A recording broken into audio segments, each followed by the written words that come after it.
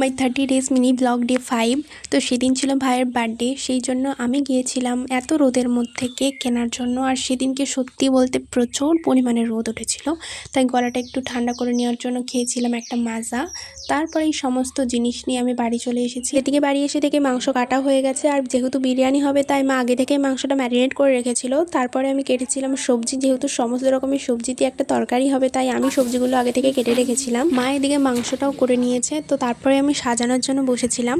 যখন বাড়িতে বিরিয়ানি হয় আমি সাজানোর কাজটা করি, আর আমার এটা করতে ভালোই লাগে। তো প্রথমেই রাইস দিয়ে তার উপরে চিকেন দিয়ে আবার একটা রাইসের লেয়ার দিয়েছিলাম, এরকমভাবে আমি দুটো লেয়ার করেছিলাম।